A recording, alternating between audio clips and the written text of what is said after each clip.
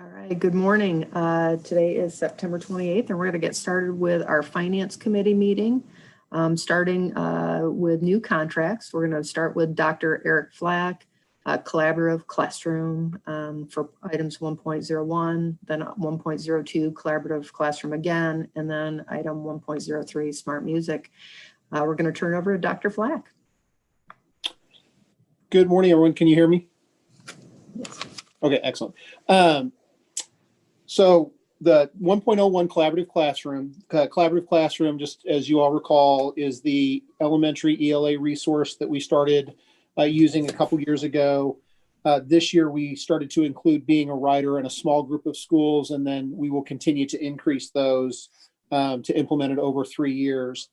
The item number 1.01 Collaborative Classroom is primarily for growth, as we've shifted classroom sizes and there are more classrooms with our online options.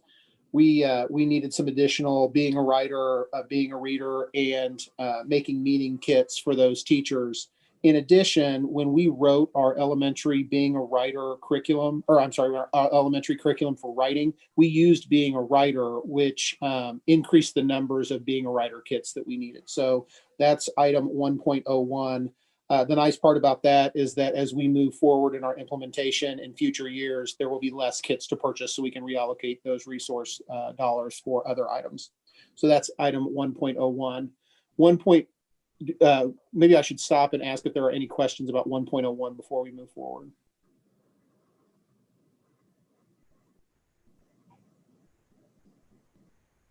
Okay, hearing none with appropriate wait time, I will move to item 1.02, Collaborative Classroom Being a Writer workbooks. Likewise, in the past, some buildings had implemented Being a Writer prior to it being a district initiative. And this is for workbooks for those buildings who had previously implemented Being a Writer. Now that it is a district initiative, we're absorbing the cost of the student consumable workbooks as part of that process. And those were left off of our original Being a Writer contract. We want to make sure that we include those so buildings don't have to carry the cost of using those Being a Writer workbooks. And that will be a continuing cost along with all of our other Being a Writer materials as we move forward. Annually, it's just a small portion of what we purchase for the entire Being a Writer series. And I will stop and answer questions for 1.02 Collaborative Classroom Being a Writer workbooks.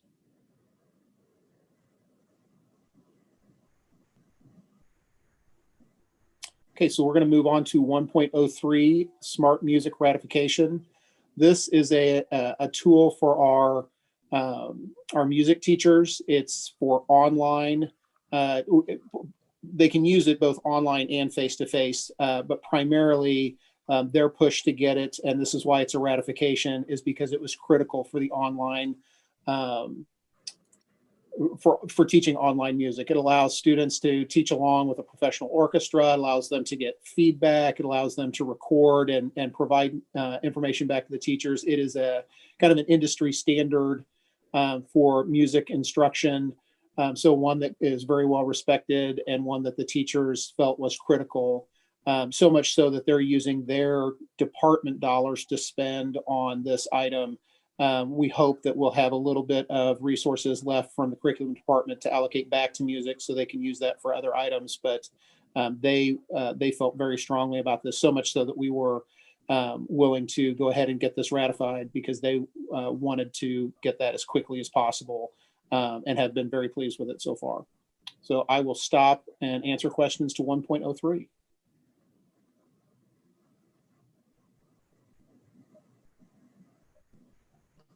Thank you, Dr. Flack. All right, thank you. Thanks for being here this morning. Oh, sure. Going to turn it over to Dr. Kephart, or maybe Mrs. Maxwell's on the call. So talk through item 1.04, New York Times All Digital Access. And Ms. Maxwell is actually on the call, so I will let her take that. Good morning, everyone. And I apologize, my video is not allowing me to connect. Okay, here we go. All right, hopefully there it's all good. So thank you. The New York Times subscription is something that our secondary schools have been looking at and interested in for the last couple years.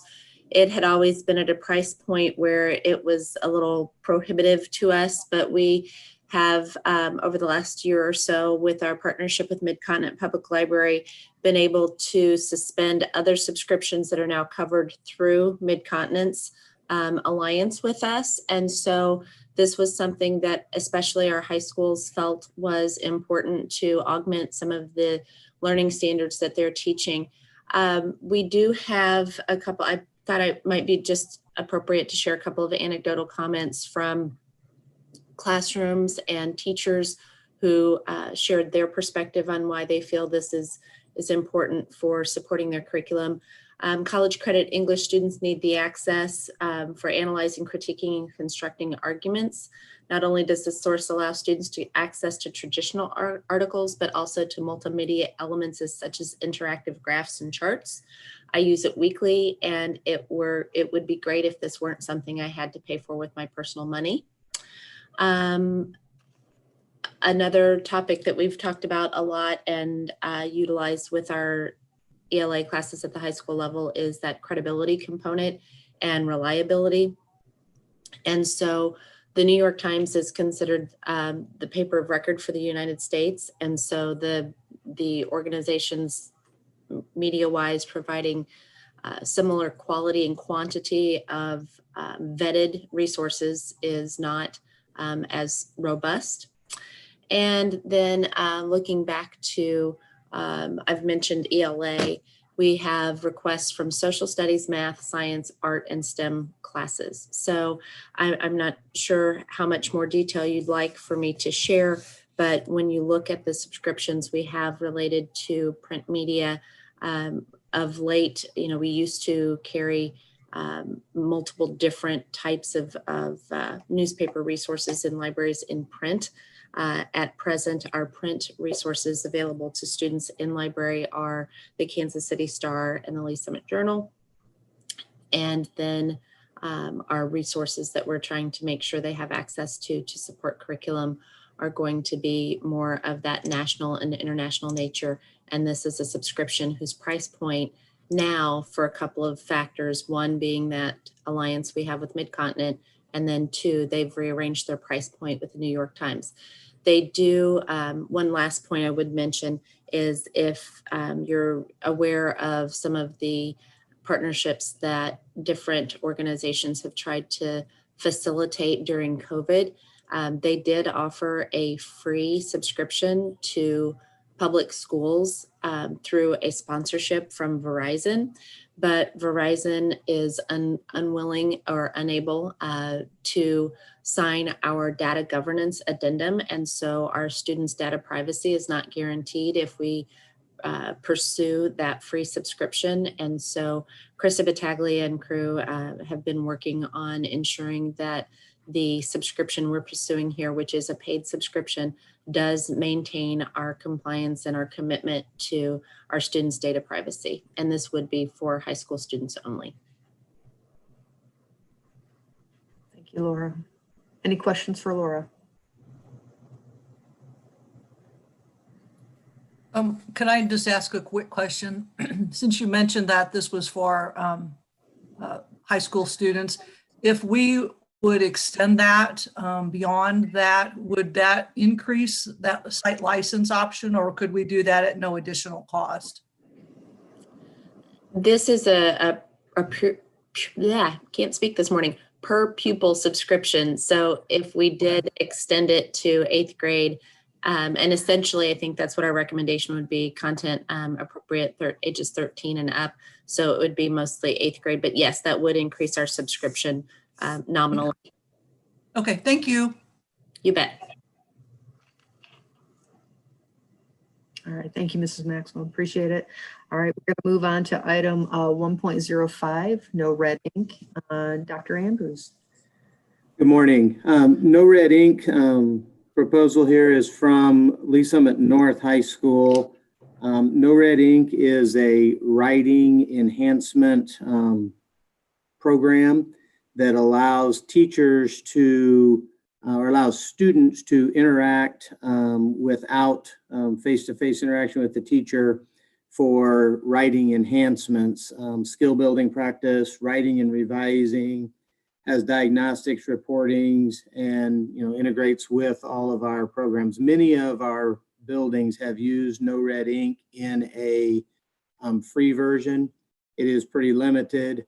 With the virtual interaction or even at hybrid time when students at the high school level will have to be working independently part of the time, they really looked at this as a great opportunity to keep students better engaged in increasing their writing and in the writing process with limited ability on those off days for teachers to grade and interact, development of that writing process. So they have indicated it is likely to be a 1-year deal and then go back to the free version, which will support them when we're fully in person next year, but decided that they really would like to upgrade for this year based on our current structures.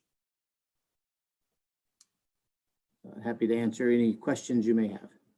And it is funded with instructional money from the individual building with this particular contract.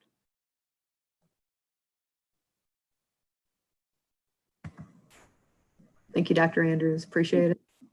We're going to move on to Lori Danella, School Food Handler Program. Good morning. USDA requires all school nutrition staff to have training yearly. It's job specific, and although our district has a wonderful professional development program, there's not a lot of classes and training that's more specific towards our department. And we've been looking for several years for a program that would help us, because currently with this requirement, myself and the 2 assistant directors do all the training. We come up with the training materials, we do the training, and it's just getting to be almost more than we can handle. When you have 150 employees and every employee has to have a certain amount of hours yearly, it's just, it's been hard. We have to record the number of hours and training that is logged. We have to have specific key areas, which are nutrition, operations, administration, and communication and marketing. And our safe schools do not count, because once you've done those specific trainings, you can't count them in another year. We're looking for areas that deal with special diets and allergies, nutrition education, how to get that in the classroom, USDA foods, culinary skills, offer versus serve, reimbursements, all of those types of trainings for each staff member. Managers are required at least 10 hours per year, 20-hour employees and above are 6 hours per year, and employees that are 20 hours and less is 4 hours per year. But we usually go over that because we want to make sure our staff is trained. This company does everything for us. We can target specific trainings for a specific employee. It's very user-friendly. When we want to do live in-service training, they have the materials for us to print off. Everything is ready to go. And one of the big things is they track the trainings and they provide it in a PDF and Excel form. So that way we have it ready to provide at the end of the year to USDA and to DESE Food and Nutrition for any audits that come up. This would just basically be a lifesaver for us and ensure that we're doing up-to-date training. We're keeping up with all the new USDA rules and regulations, and it just ensures that we will continue to have all of our staff strong and provide the appropriate training for them. Any questions?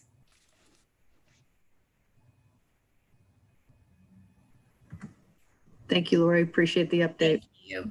Okay. All right. We're moving on to Dr. Daniel to talk to us about Greg Tang Math. Yes, good morning, everyone. Try to get my video to start. And Dr. Miller, you'd be proud of me. I actually have my laptop put in the right place so you could see me if I can get my video to start. Start my video. Yeah, there I am. Good morning, all. Happy Monday. As you may be aware, last school year in 2019-20, we partnered with Greg Tang to provide professional learning, professional development for teachers in grades K through 8. That professional learning was met with very positive feedback from our staff. So we wanted to continue that effort in 2020-21.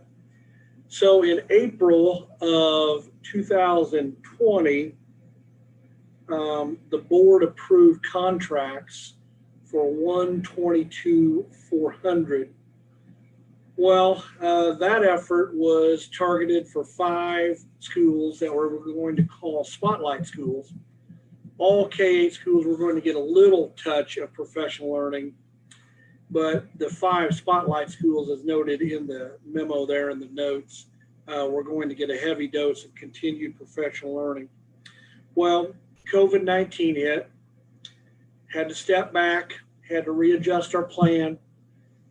So what we found is a great opportunity to move forward with all 18 elementaries in a virtual professional learning and teacher resource platform. So we are coming to the board here tomorrow with an ask of $139,400 for 2020-21. The reason why it is $139,400,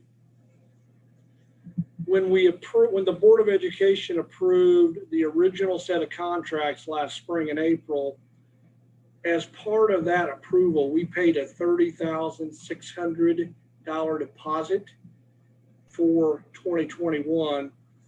So that has been reduced from the total cost of what we were going to be expected to pay Greg Tang in 2021. And that is now a total of $139,400. So there may be some questions with all that different math and readjusting the rudder. I would be glad to entertain and answer any questions. Thank you so much. My question would be along the lines of, in terms of looking at data and what impact this particular program, and I know it looks like it's early, but has had or we expect to have on student achievement. Yeah, that's a great question, Dr. Hedrick. It is a little early, but it's never too early to ask that question and continue to ask it. I wouldn't say I have any substantial data today.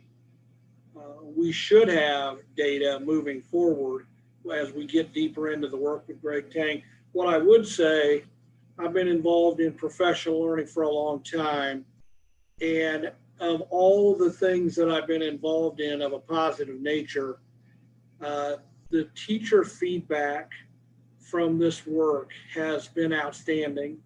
And here's what I generally know about that. If teachers are buying into the work, they're probably going to implement it at a deeper level.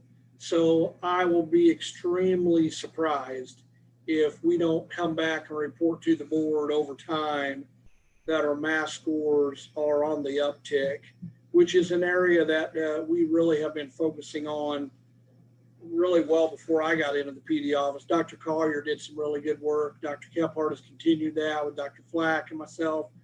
So we're starting to see an uptick in general.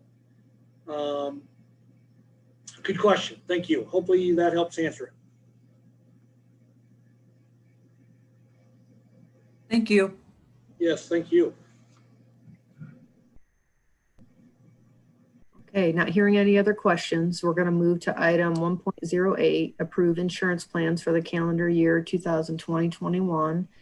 I know Sarah McMillan, Aaron Jensen, the CBIZ teams have provided some pretty in-depth updates, and with that, I'm going to turn it over to them.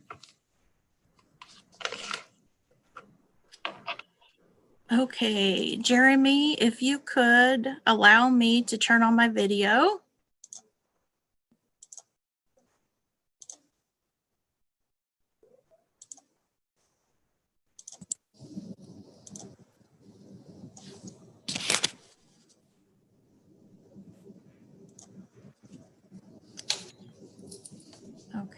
I have lost connection. Can you guys still hear me? I can hear you. Okay. I don't know what happened there, Jeremy, but I've lost Zoom. I will rejoin. I am sorry. I don't know what happened there. Sarah, I can see you also. Okay. All right. Dr. Miller, can you see me? I cannot see the screen, nor everyone else.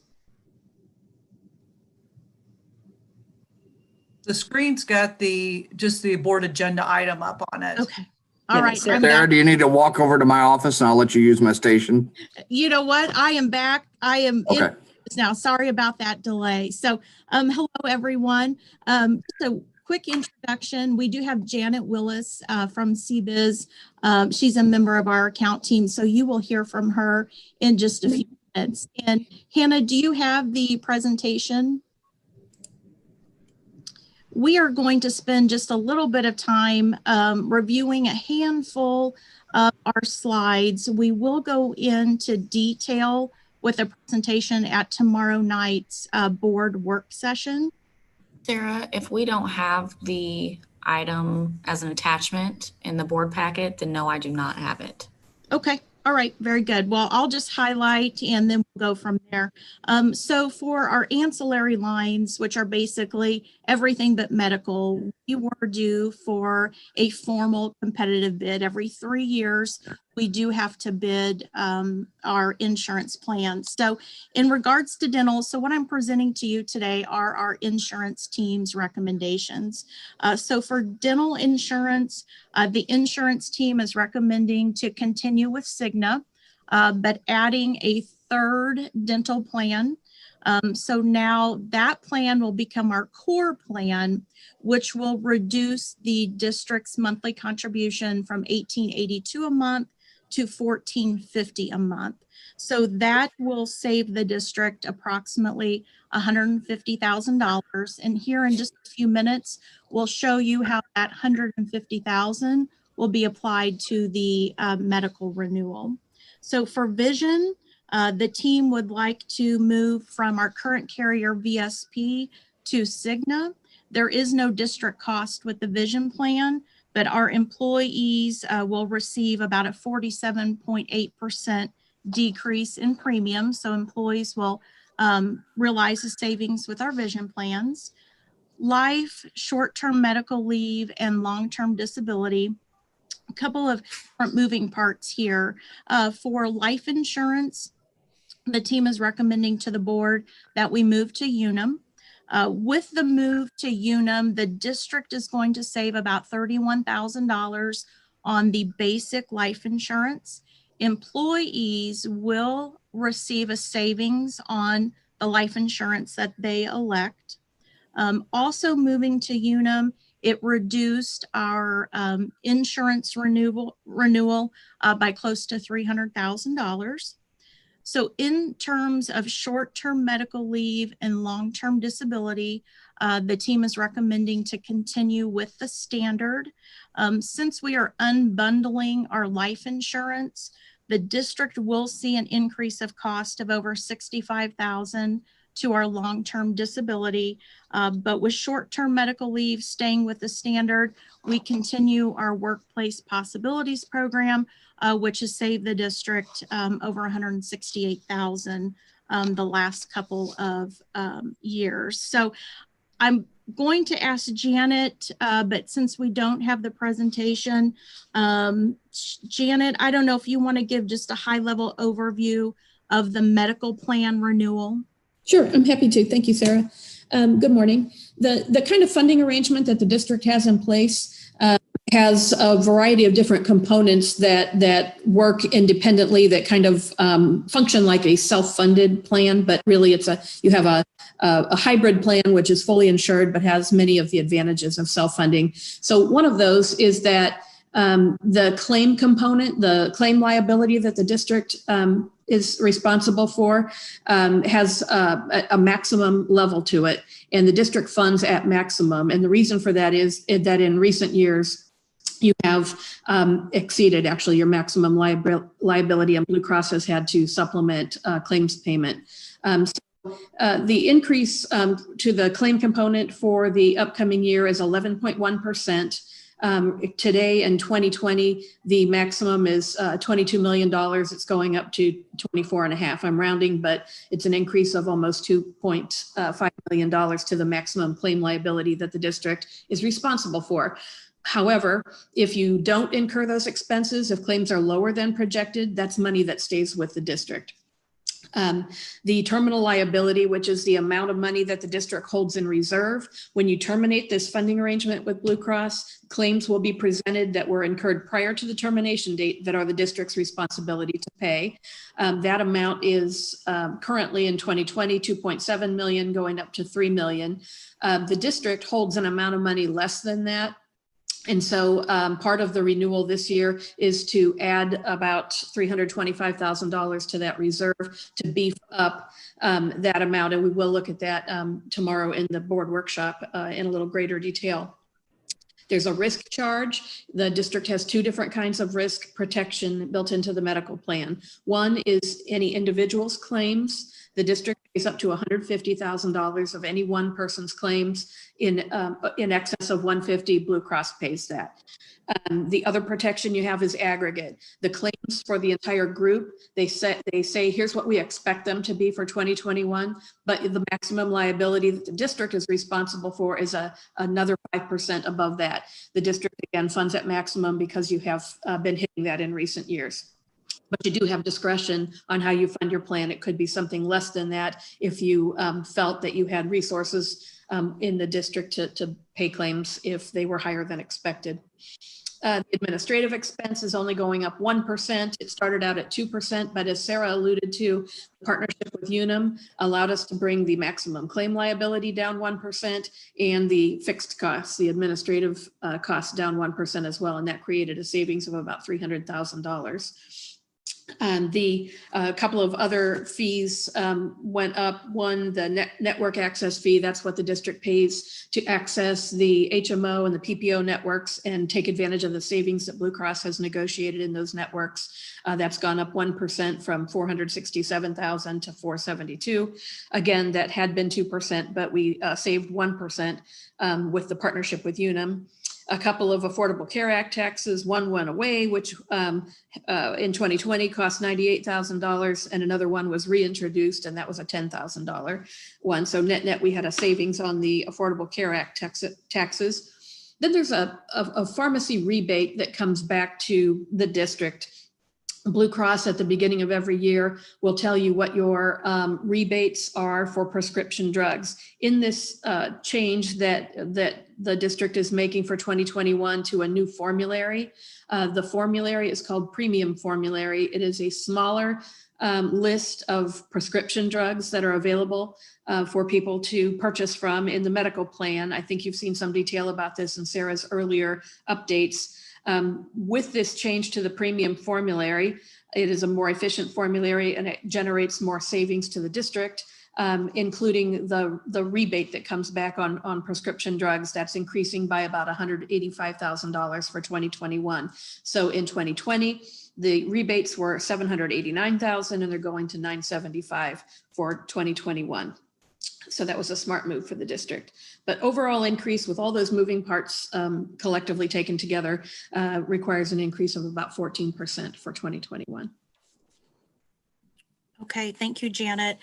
So administrative team and CBIZ, we looked at over 15 different medical plan options.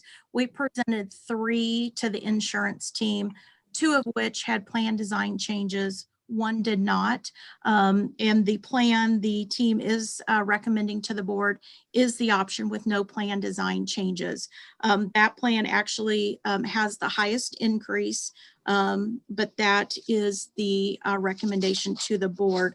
So with that, the district contribution for the medical plan will be going from $745 a month to $808 a month. So employees will see a district increase there. We will go over in detail tomorrow night the $2 million that was approved in the budget for the insurance increases, we are receiving that additional $150,000 in savings with the dental plan change. We've got a $31,000 savings on the basic life insurance. We do have an increase to the long-term disability rates of $66,000. So that leaves $2,115,000 that can be used towards the medical increase for next year. So part of that, as Janet mentioned, about $325,000 will go into the terminal liability reserve. And then of this, $1.7 million will go into employees' HSAs and HRAs. So we will share the rates with you. That's also included in the board attachment there. And then Steve, do you just want to give a quick summary on funding history? And then I think we'll be ready to open it up for questions.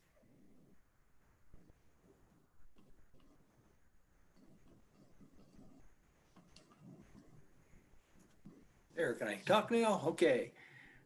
Yes, the funding history basically, I don't have that in front of me on the chart anyway, but the cost for the employees has considerably gone up each year from 2017. There's a graph that shows that in our presentation. And the other concerning part is obviously that the employer's share has also increased during the same time frame. And kind of adage of if we continue doing the same thing we've been doing, I presume the same results will continue to occur also. So when the RFP comes around this next time, it might be very beneficial to look at options to adjust this for a little better forward for the employees' costs and the employer's costs for the program. That's really all I wanted to share is the trends are basically going up, and I think that the opportunity to adjust this for the RFP might be a well-timed event to start that. Thank you. And Dr. Miller, is there anything you'd like to add before any other questions? No, I think Sarah and Aaron and CBiz did a nice job of really forecasting for our staff that, as Steve mentioned, what we're doing right now is not sustainable. We realize the conditions or the climate right now. And so we really